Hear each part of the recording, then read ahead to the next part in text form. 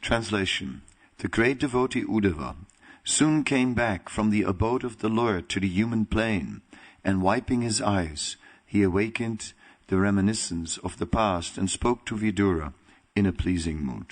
Purport. When Uddhava was fully absorbed in the transcendental ecstasy of love of God, he actually forgot all about the external world. The pure devotee lives constantly in the abode of the Supreme Lord, even in the present body, which apparently belongs to this world. The pure devotee is not exactly on the bodily plane, since he is absorbed in the transcendental thought of the Supreme. When Uddhava wanted to speak to Vidura, he came down from the abode of the Lord, Dwarka, to the material plane of human beings. Even though pure devotee is present on this mortal planet, he is here in relation to the Lord for engagement in transcendental loving service and not for any material cause. A living entity can live either on the material plane or in the transcendental abode of the Lord, in accordance with his existential condition. The conditional changes of the living entity are explained in the Chaitanya Charitamrita in the instructions given to Srila Rupa Goswami by Lord Chaitanya. The living entities over all the universes are enjoying the effects of respective fruitive results of their own work, life after life. Out of all of them, some may be influenced by the association of pure devotees, and thus get the chance to execute devotional service by attainment of taste. This taste is the seed of devotional service, and one who is fortunate enough to have received such seed is advised to sow it in the core of his heart. As one cultivates a seed by pouring water to fructify it, the seed of devotional service sown in the heart of the devotee may be cultured by pouring water in the form of hearing and chanting of the holy name and pastimes of the Lord. The creeper of devotional service so nourished gradually grows, and the devotee, acting as a gardener, goes on pouring the water of constant hearing and chanting. The creeper of devotional service gradually grows so high that it passes through the entire material universe and enters into the spiritual sky, growing still higher and higher until it reaches the planet Golok Vrindavan. The devotee gardener is in touch with the abode of the Lord, even from the material plane, by dint of performing devotional service to the Lord, simply by hearing and chanting. As a creeper takes shelter of another, stronger tree, similarly the creeper of devotional service, nourished by the devotee, takes shelter of the lotus feet of the Lord, and thus becomes fixed. When the creeper is fixed, then the fruit of the creeper comes into existence, and the gardener who nourished it is able to enjoy this fruit of love, and his life becomes successful. That Uddhava attained this stage is evident from his dealings. He could simultaneously reach the supreme planet and still appear in the world. Om Jnanatimirandasya Jnanandana Salakaya Shakshurun Militam Yena Tasmai Sri Gurave Namaha Chaitanya Vistam Stapitam Yena Bhutale Swayam Rupa Kadamayam Dadate Swapadantikam Sri Krishna Chaitanya Prabhu Nityananda Shri Advaita Gadadhar Srivasadi Gaura Bhaktavinda Hare Krishna Krishna Krishna Hare Hare Hare Rama Rama Rama Hare Hare. So we begin with the goal, prayojana. We see how Uddhava is completely absorbed in serving Krishna, in remembering Krishna, and particularly in the eternal activities of Krishna. And therefore, Uddhava automatically is a resident of the spiritual world, and that is his constant focus. He's just absorbed in the relationship with Krishna, not absorbed in the relationship with the environment. Where are we now? What are the conditions like? What's the weather? What are the people that we are with? And so on. Are we sitting nice and cushy? And so on. Like this, we can always be in relation to the material world. And that is our condition. So we are practicing spiritual life from being situated in the material world and from all the material relationships that we have, and we're firmly anchored in that. Our whole consciousness is absorbed in all these relationships. My work, my home, my mother, my dog, my everything. And then we chant Hare Krishna. And it's so difficult. Somehow or other, it's a great struggle to somehow or other chant Hare Krishna from that platform.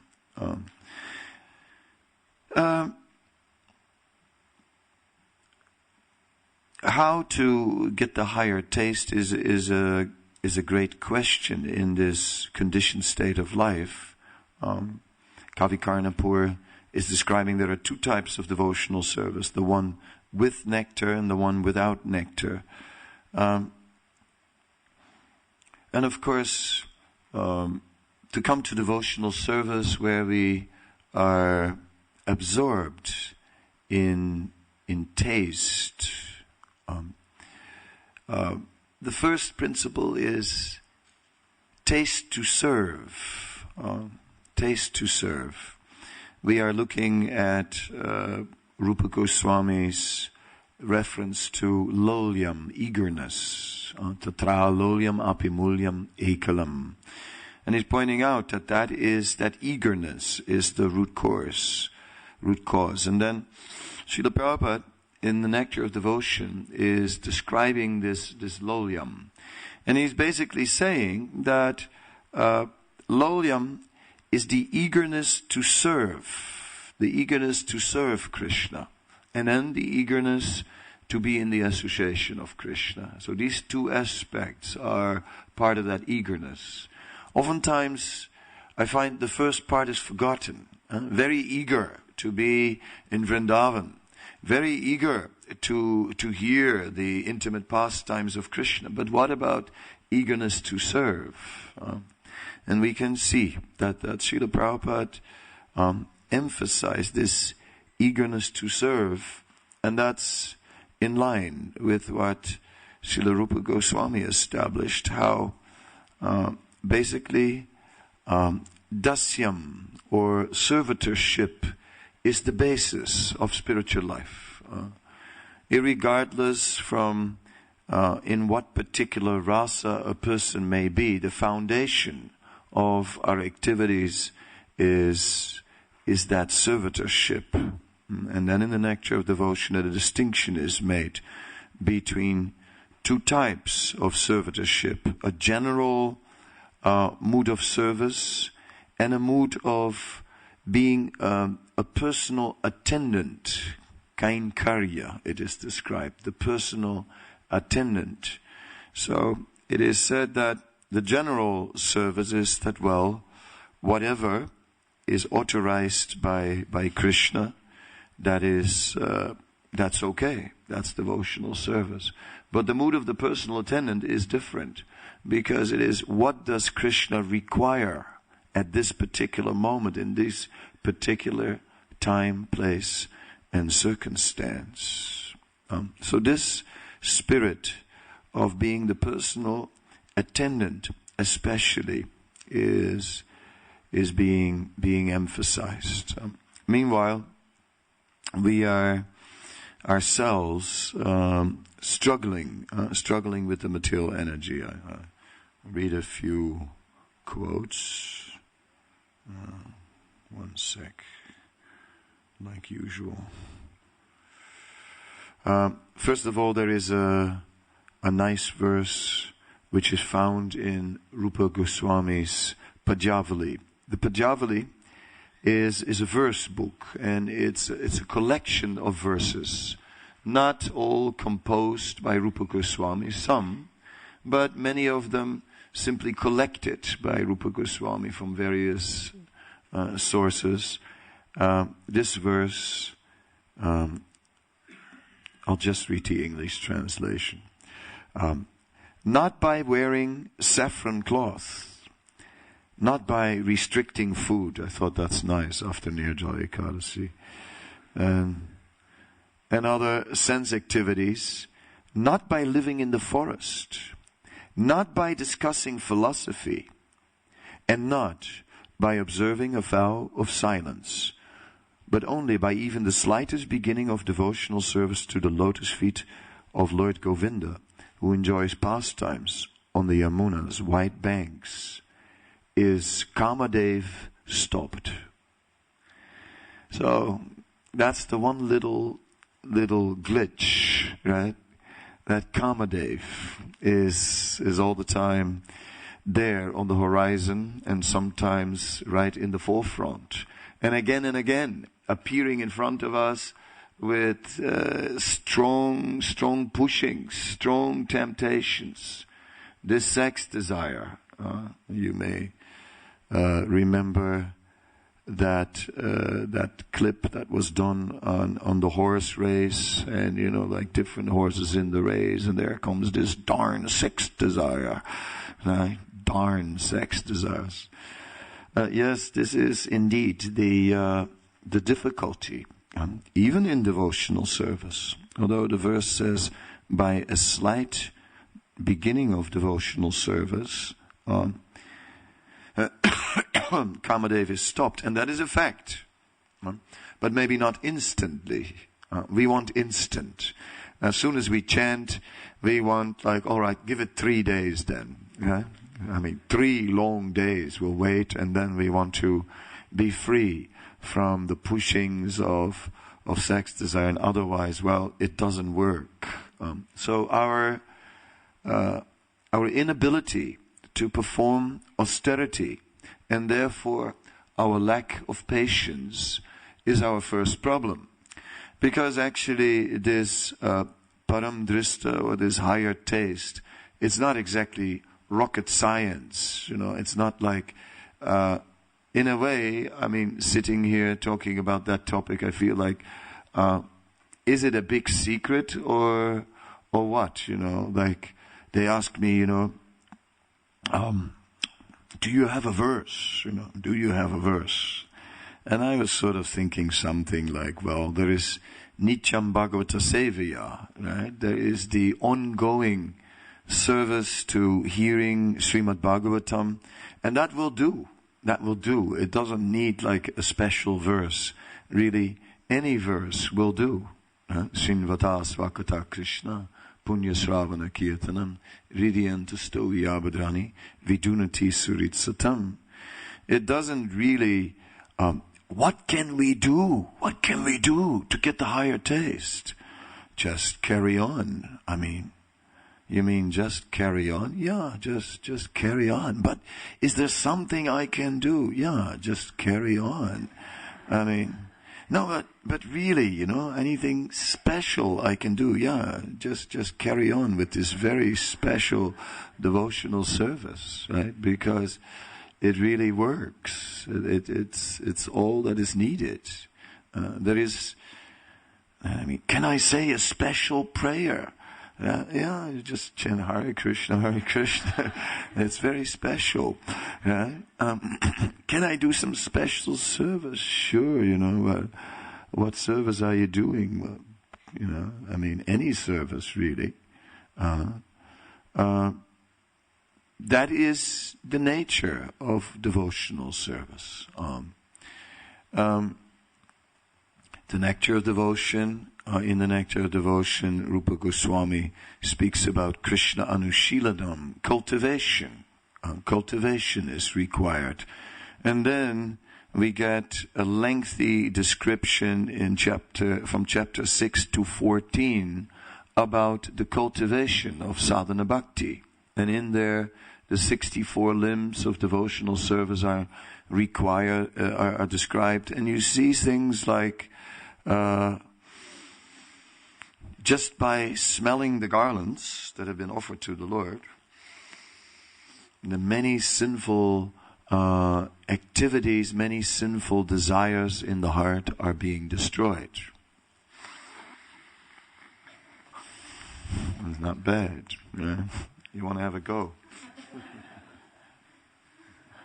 Pass it on.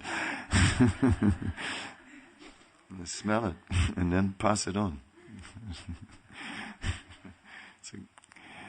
Yeah, so in this way, a simple thing, you can read in the Padma Purana how in one tulsi leaf, all the tirthas of the entire universe are present. I must admit, when you are the Swami, they always give you the tulsi leaf, and sometimes, so you get your Charnamrita and they go through all the trouble. The Swami must have a tulsi leaf. That's an absolute must. In Mayapur, he must have 3 tulsi leaves. It's like having your salad in the morning. And, and then scripture says you're not supposed to chew on tulsi leaves, you're supposed to swallow them as they are. Which, I try, and then they get stuck in the throat. And you really sit there. And so sometimes I think, here comes the tulsi leaf. But then I remember the Padma Purana, and remembering, yes, what great fortune, what great fortune. So on the one hand, we have the external side of devotional service, that a tulsi leaf can get stuck in the throat, that, there are devotees who cannot sing and who are leading kirtan, right? And it hurts. But what to do? That sometimes the auspicious incense that has been offered to the lotus feet of Srila Prabhupada is so strong that it agitates the sinuses, right? And that the nose starts running, and so on. So there are the combination of this amazing transcendental mercy and then the routine experience of everyday spiritual life. And where in the routine experience it all doesn't look so transcendental. And therefore, hearing is so essential. And that is one thing we rarely do. Chanting, okay, you have to do, and it's very measurable. 16 rounds finished or not. Hare Krishna, Krishna, Hare Hare. 3 more to go, Hare Krishna, Hare Krishna. 2 more to go, Hare Krishna, Hare Krishna. 1 more to go, ping, finished. Never look at the beats again until tomorrow. So we are locking ourselves out from the taste by performing devotional service mechanically. We're doing that to ourselves. The taste is there.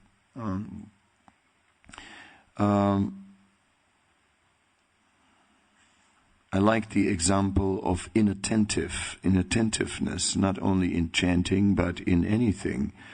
We are inattentive to the taste. It's like eating without tasting. And we're eating, but we're distracted. And you eat on automatic pilot, and you eat the whole plate and never taste anything. In this way, we are doing so many activities, transcendental activities, each which has a deep taste, but we are not exploring the taste. Another issue that comes to mind is that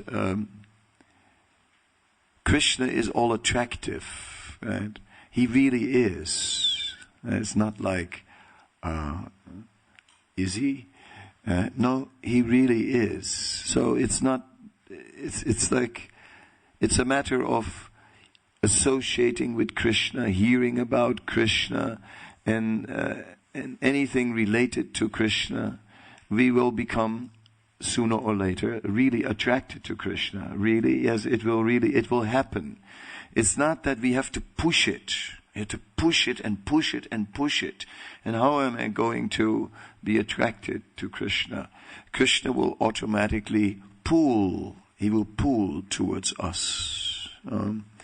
It reminds me of the Ganga in Mayapur, and how if you go into the water, on the shore the current is not so strong. There is some current, but it's not so strong. So you may swim and you may just, by your own strength, gain some velocity in the water. But once you go a little deeper out, right? I mean, there is nothing there's no need to get onto the mental platform, removing. The current is there and just sweeps us up.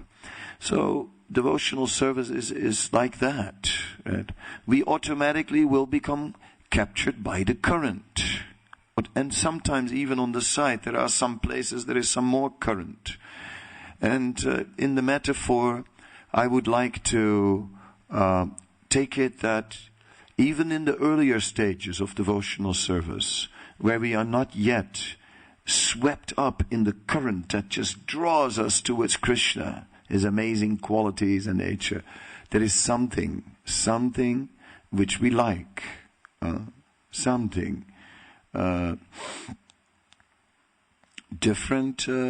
And we see that in devotees. We see different individuals have different tastes, right? According to their natures.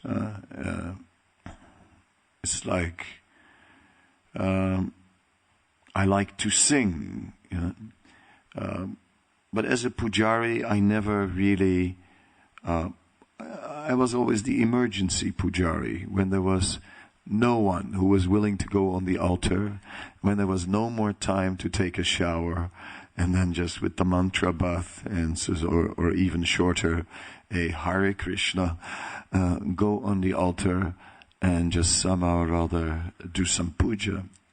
It's never become a main service in my life. Who knows? Maybe one day I'll discover that.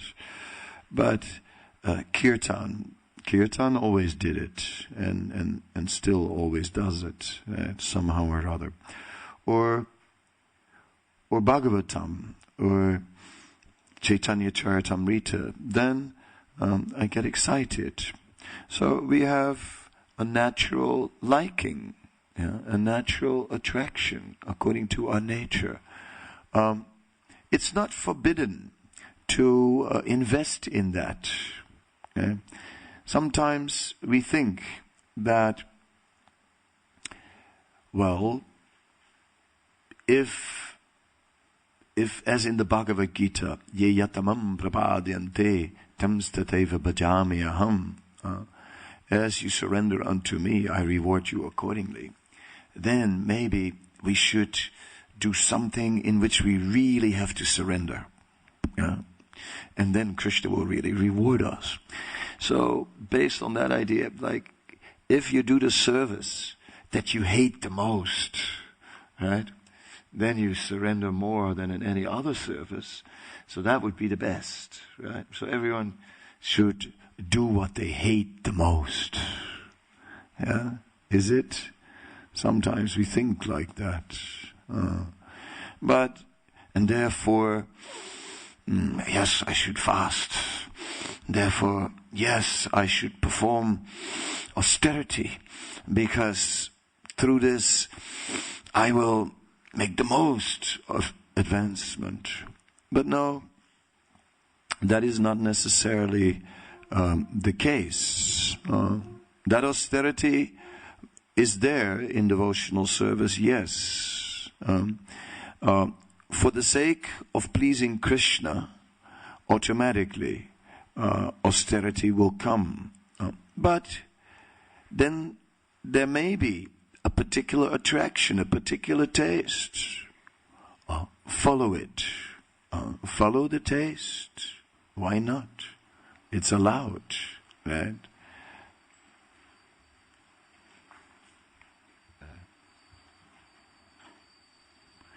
Before we come to this point of following our taste, we must first become situated in duty. There is no question that anyone can independently attain Krishna. Ado Guru Padasraya. First take shelter of the Vaishnavas. guru, different levels of gurus. First an instructing guru, maybe later a Diksha guru. But first, take shelter under spiritual authority. Then immediately there is duty. So much duty is there. So duty must be embraced. But then beyond that, we must certainly pursue our spiritual taste from day one. That's what we like very, very much. We should do. We should do.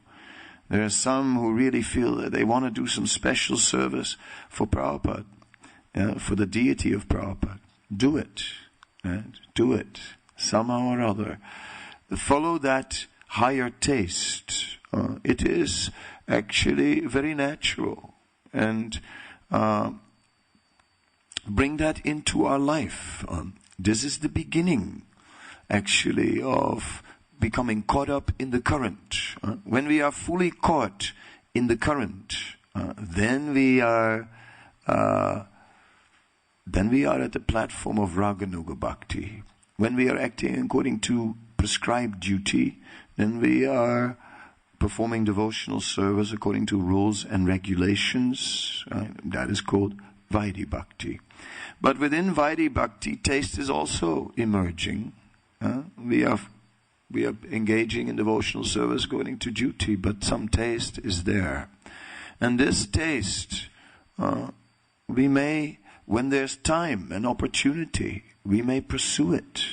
Yes, if we are attracted to sing, yes, learn to play the instruments, right? Why not? Learn to play harmonium. It's very sweet. Or a drum, right? It's exciting. Or even kartals. I mean, learn to play kartals. Why not? Instead of clanging and banging them. That could be nice. Learn melodies, right? Learn them. Yes, different melodies, because they carry different moods.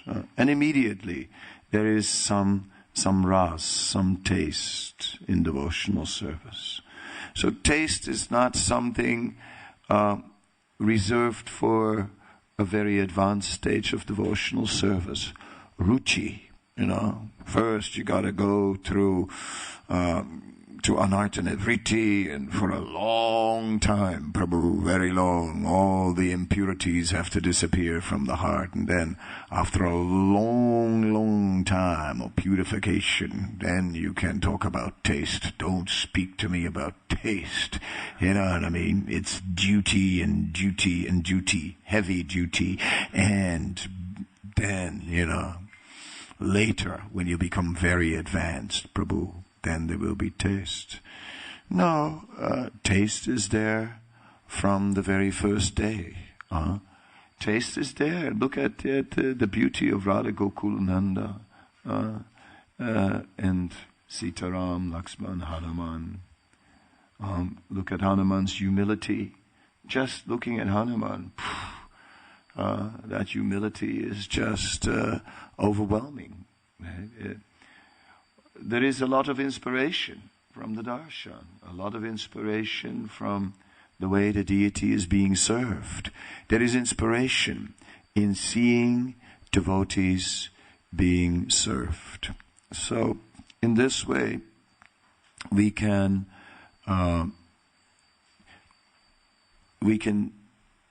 become more aware of the taste that we have. That's the first principle.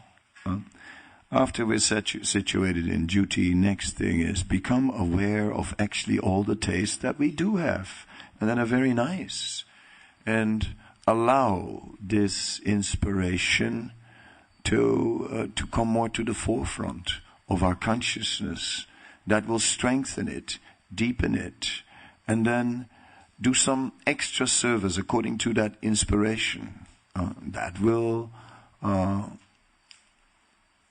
will give us something. Then, where do I find the taste? Where do I find the taste? The taste is in everything that is transcendental. Right? In anything transcendental, the taste is there. So part of finding this higher taste is also to explore. Like, for example, here is Srimad Bhagavatam. You may heard that kind of joke about the Sankirtan devotee who out on the street met a person and approached this person, and the person, no, reacted kind of in a very emotional, negative way, and the devotee was like, well, I mean, it's actually nice. No. I have a big problem. You know what I mean? I cannot deal with these things. Well, what is your problem? I'm suffering from insomnia. I cannot sleep. No problem, the devotee says. Buy this book. It always works. Okay, that's a joke, right? It's an old Hare Krishna joke. But we have to understand the Srimad Bhagavatam is full of taste, and we have to discover it. We have to enter. It's there. It's just you have to look for it. In Chaitanya Charitamrita it is said one has to dig in the minds of the scriptures.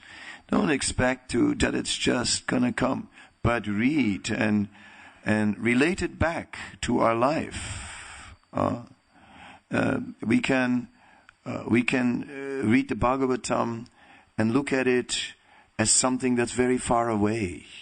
We can look at it. This is a very remote reality. But we can also look at it at Uddhava, right? What Uddhava became, how he became so transcendental.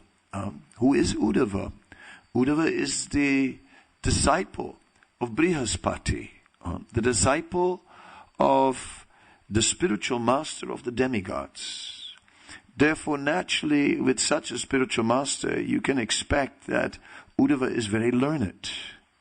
He's naturally extremely learned. Because the spiritual master of the demigods, so much knowledge, even more than we have here on this planet. It is said that the demigods, they have a Bhagavatam which consists of 100,000 verses instead of the 18,000 that we have. It's the only reason to go to the heavenly planets, to read that Bhagavatam. I must admit, I'm a little curious. But I think I'll stick with the 18,000. It's okay. I won't take the risk. Better not go to the heavenly planets. Get distracted. So explore the Bhagavatam and discover the Bhagavatam. So we're looking at Uddhava, such a exalted personality. We're looking at Uddhava, a greatly learned personality. So then, looking at Uddhava, we could develop a desire to become like Uddhava. If only I was like Uddhava. If only I was like that, living in the spiritual world. All right, well, let me follow in the footsteps of Uddhava and let me become learned about Krishna, right?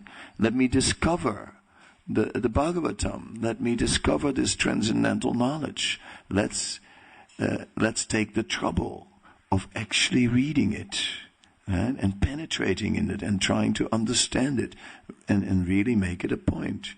Then juice will be discovered. And then the Bhagavatam is not only just a book that we read. Sanatana Goswami, in his younger years, when he was a young boy, a teenager maybe, at that time he had a dream. And in his dream, one Brahmana came and gave him the gift of Srimad Bhagavatam. I mean, that was something, like in those days, a Bhagavatam was being hand copied right? And obviously that's quite a lot of work to copy an entire Bhagavatam. So one had to find a brahmana who could do this kind of service and make a handwritten copy of Bhagavatam. Obviously, there were not endless Bhagavatams. Now everybody has a Bhagavatam, right? I mean, I've got an electronic one in my pocket, I've got another one on my computer, I've got a hard one somewhere, I've got the small ones, I've got like so many Bhagavatams. Right? Everyone's got some Bhagavatam. But at that time it was extraordinary. So in his dream he was receiving the gift of a Bhagavatam, so he was very happy. Then he woke up and said, oh, it was only a dream. Then that very same day, that same Brahmana came and gave him Bhagavatam. And because he had had the dream before, it added a special meaning to the whole thing of receiving Bhagavatam. It reinforced it. And therefore, from that day on, Bhagavatam became his central focus. He took it like, the Lord wants me to really become absorbed in the Bhagavatam. And then in Krishna Lila Stava it is mentioned that Bhagavatam was his constant companion. Constant. Well, you cannot read all the time. Right? We had one such devotee who for a little while was a temple president in one temple. And he was always reading. Right? Always. And if you would ask him, Prabhu, he would say, huh? Prabhu, excuse me. Huh? What? Prabhu, yes. We need the car. Huh? What? Car, Prabhu, car. Oh, yeah, okay. Yeah. Okay, yeah, we can have it. Prabhu, huh? Yeah. Where's the key? Huh? Key. Okay, key, what key? The car key. Oh, car key. There. Okay, thanks. Yeah. Prabhu, where's the car? Like that. It would take a long time to get through the daily activities, And he was reading, and he even had when he was walking in the street, he was also reading, and he had a plastic cover for when it rained. Right? So he was always reading.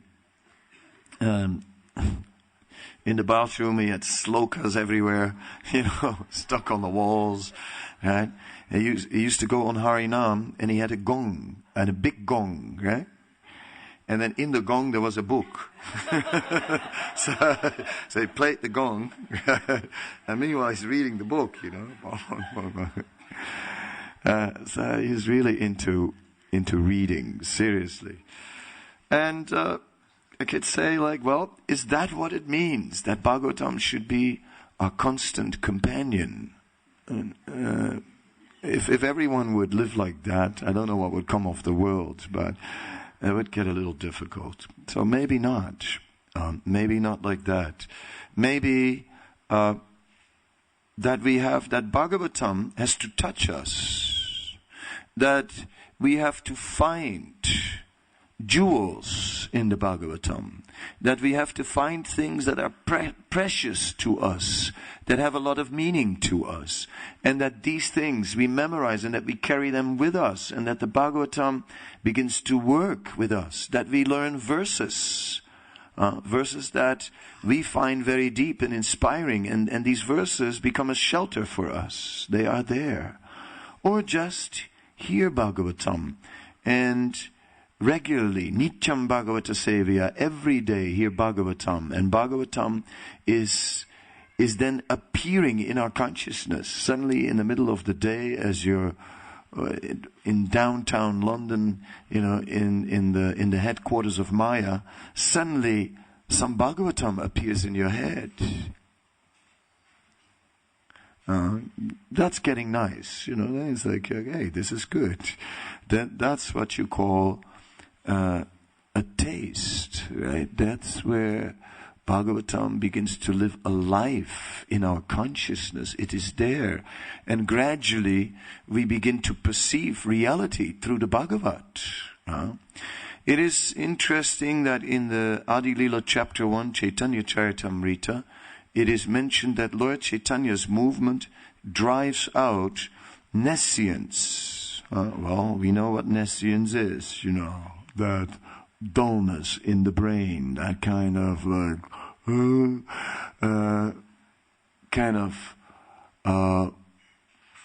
lack of a state of just very dull and not having any strong feelings and just going through the everyday motions. Nescience. So many varieties of nescience, by the way. This was only one. Anyway, in the first chapter, it is said this is driven out by the two Bhagavats. So that's interesting because you would think that it would say by Lord Chaitanya and Lord Nityananda drive out the influence of nescience by ... fill in the blanks. 90% of the people would say by Harinam Sankirtan, of course. Wrong. It says by the two Bhagavats. At least that's what it says in Chaitanya Charitamrita. Of course also by the holy name. But by the two Bhagavats. The glorification of the Supreme Lord, the book Bhagavat and the person Bhagavat. So the person who has become so absorbed that everywhere he sees the Bhagavat. So this is how it simply means making an effort to collect the jewels from the scriptures. So, simply making an effort in devotional service to serve Krishna and to go for that tulsi leaf. Can I have the tulsi leaf? Yes. Stuck or not in the throat. Right? Kirtan. Yes, let's have a kirtan. Even if someone sings horrible, doesn't matter. Right? Because it is the mercy. The mercy is there to have that vision, right? And in this way, by hearing, we gradually change our vision, and we appreciate just the eternal benefit, because that is the case in devotional service, that there is always that eternal dimension to everything that we do. There's not only the material dimension. When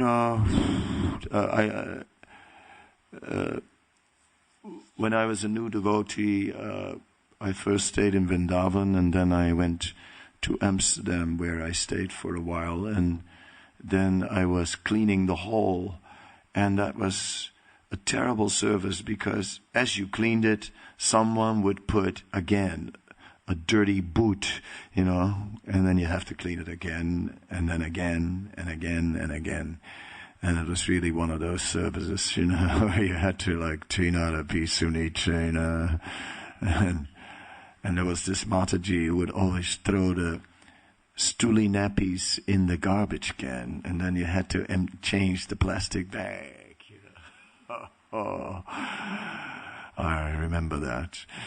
Trinadapi Sunichena. So, simple service is obviously purifying us. Aparapta phalam papam kutam bijam phalam mukam kramaneva pradiyata Vishnu bhakti vratatmanam. That we have to deal with this aparapta karma, to become purified from the anarthas within the heart. And that gives us a sinful inclination.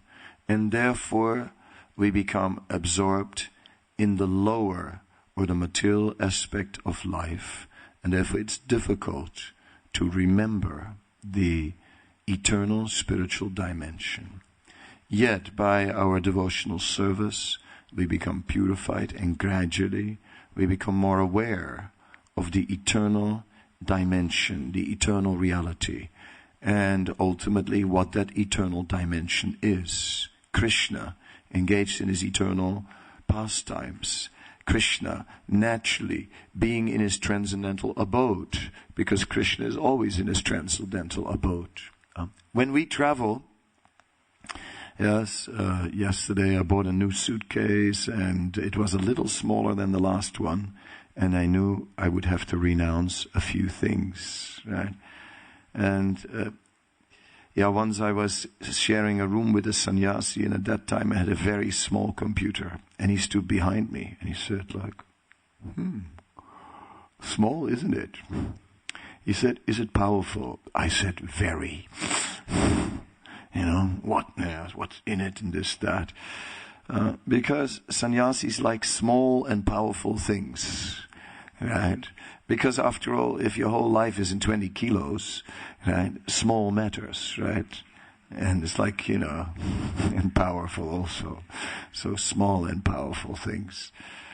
It's like we have dandas, we have folding dandas, and I'm always waiting for the one devotee that's going to make the electronic, because sannyasis like electronics, right? The electronic telescopic danda, and super lightweight, where you push a button and the thing just extends to a perfect danda. I tell you, if anybody would make such a thing, right, every Swami will buy a couple, guaranteed, sales guaranteed. I tell you, this is a tip for someone who wants to make a buck. I tell you, sales guaranteed. So yes, it's not easy to limit ourselves. Devotional service is limiting us to only so much that fits within the boundaries of Krishna consciousness, and the mind and the senses want to take a little more. Yeah. So everyone has this tendency to carry too much. That comes from Krishna. Krishna also carries he carries things with him. When Krishna comes from the spiritual world to the material world, he doesn't carry a suitcase with some things from Goloka, to survive in the material world. Right? Krishna, he brings the whole spiritual world with him. Because we would like to do the same, we can't. Yeah? But that is Krishna. So anyway, therefore, gradually it begins to dawn upon us that the eternal plane which we're supposed to remember means Krishna, his activities, which are always in his transcendental abode wherever he is. And therefore we gradually begin to realize that we must become residents of Vrindavan, right? Somehow or other, it is stated in the Nectar of Instruction that we should always reside in the spiritual world. And that is my opening for this 2-day series, right? Now I have been asked to stop at 8:45 on the dot, and the dot means the dot, I was told. So there's 6.5 minutes for those who want to respond a little bit with a comment or, comment or a question, whatever.